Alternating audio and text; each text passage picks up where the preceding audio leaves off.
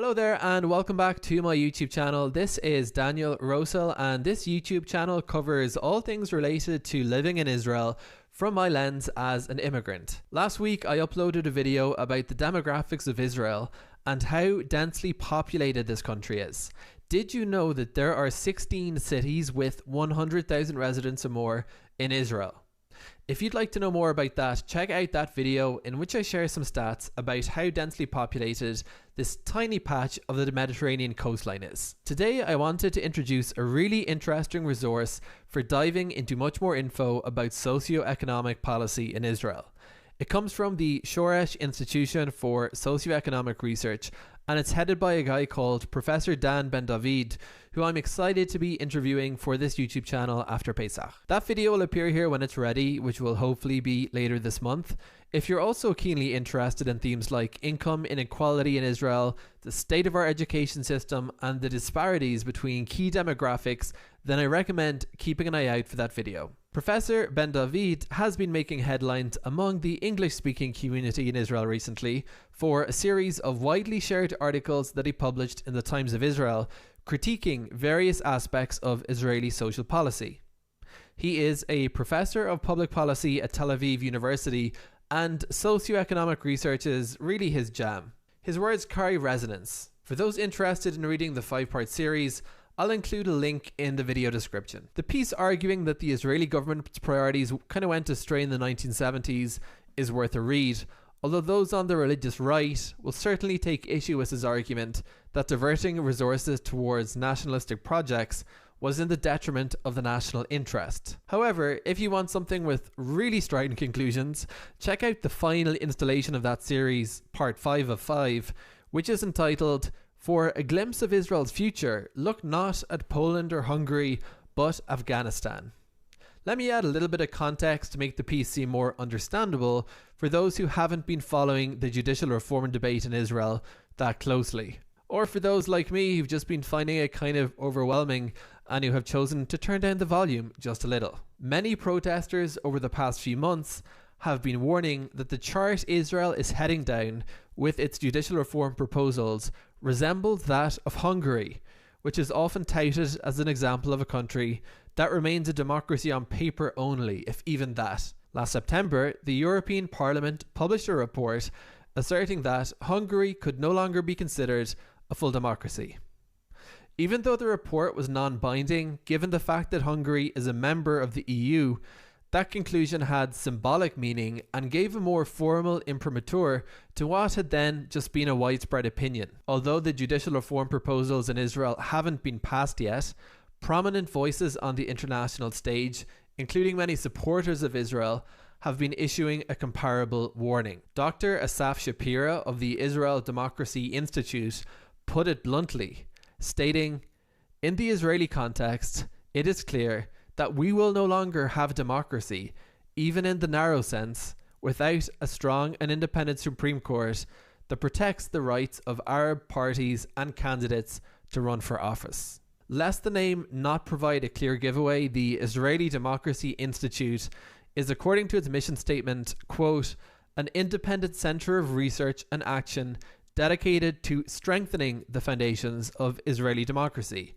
unquote. Those protesting the judicial reform proposals in Israel have argued that Israel, under its current government, like Hungary, is a strongman-led state with increasingly prominent features of autocracy. The fact that Prime Minister Netanyahu has a cozy relationship with Hungary's PM, Viktor Orban, only makes the comparison seem more apt.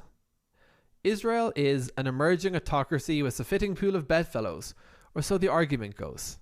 And just as Hungary has been facing increased international scrutiny and ostracization under the Orban regime, they argue that the same could be in store for Israel. In his Times of Israel piece, however, Ben David goes even further. He argues that neither Hungary nor Poland provides the most apt comparison for the path Israel is heading along, but rather, drumroll, Afghanistan.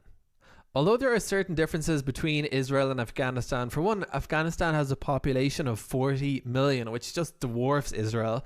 Ben David argues that the incursion of religious fundamentalism and totalitarian ideology into the political mainstream in Israel could make the countries oddly comparable, notwithstanding the differences in religious ideology between the country's two sets of leaders.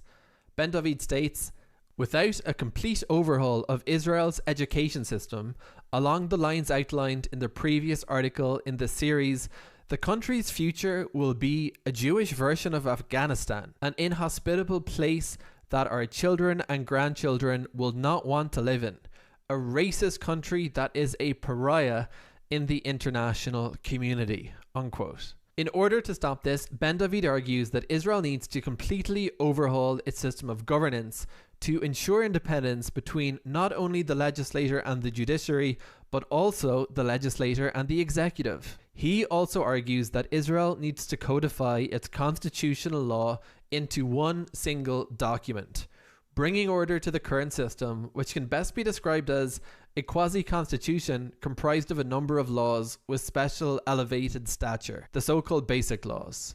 Ben David says, quote, Israel needs to completely overhaul its system of government. The executive branch should be able to lead and implement its rulings alongside the creation of effective checks and balances with independent legislative and judicial branches. Also a must, a constitution, setting in stone the national foundations that will protect the country's basic institutions and minimize future destabilization attempts, unquote. The Shoresh Institute, which he heads, dedicates its time to providing evidence-based analyses about the challenges facing Israel and advocates for policies that it believes would lead Israel on a more sustainable long-term trajectory. Although Ben David himself clearly has strong political opinions about Israel's current political leadership, the Shoresh Institute is itself apolitical. A particularly useful resource on the website is the Graph Gallery. At its top, it contains what the institution describes as 3 core problems, which it says are fundamental issues that Israel needs to address. These core problems also form part of Ben David's argument in his Times of Israel piece. He believes that if Israel can remedy these issues and avoid the drastic change to its governance structure that the judicial reforms propose, that the country has a brighter and more moderate future ahead of it. The core problems highlighted are 1. That the basic level of education provided in Israel is at the bottom of the developed world. 2. That half of Israeli children receive a third world education, and that Israel is the only developed country in the world that doesn't mandate that its children receive a core curriculum. And 3. That there is a major lack of transparency in Israel surrounding budgetary transparency. The graph library contained on the Shoresh page makes for really interesting reading. Israel joined the OECD in 2010. The OECD now contains 38 member states, and the organization ensures that its members collate comparable statistics, allowing for comparisons to be made between economies on different continents. While not all of the graphs on the Shoresh page contain the very latest stats, they do paint an interesting picture, showing how well Israel is doing at the macroeconomic level, but also how stark some of the differences in educational attainment and income are between different demographics. The charts are really worth a good scroll or a good print if that's how you prefer to consume information.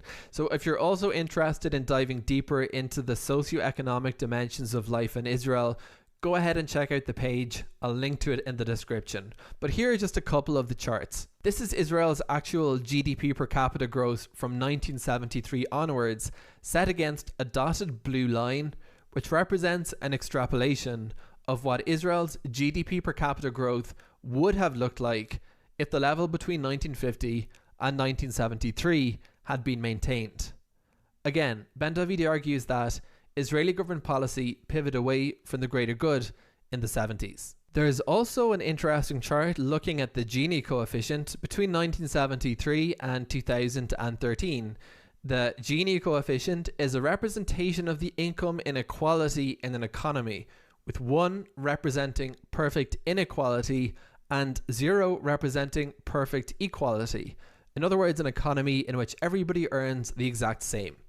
The closer an economy trends towards 1, the more unequal the distribution of its income. The graph plots both a general line for Israel as well as one which excludes ultra-Orthodox Jews, Haredim, and Arab Israelis. we can see income inequality in Israel steadily climbs from the 1970s to the 2000s before actually marginally overtaking that of the United States. Anyway, I'm not an economist, and rather than try to interpret all the data here, and there are lots of charts, I wanted to point others interested in doing some digging in a direction that may prove fruitful. If you have questions about socioeconomic policy in Israel that you'd like to have answered by Professor Dan Ben David, here's an opportunity. Let me know what questions you'd like me to ask, either by leaving a comment here or by writing to me by email. My address can be found in the About tab of this YouTube channel, or you can simply email public@danielrosehill.com. And as a quick reminder, Rosehill is 2 L's at the end. I hope today's video was interesting, and if you'd like to get more videos from me, please do consider subscribing. Thanks for watching.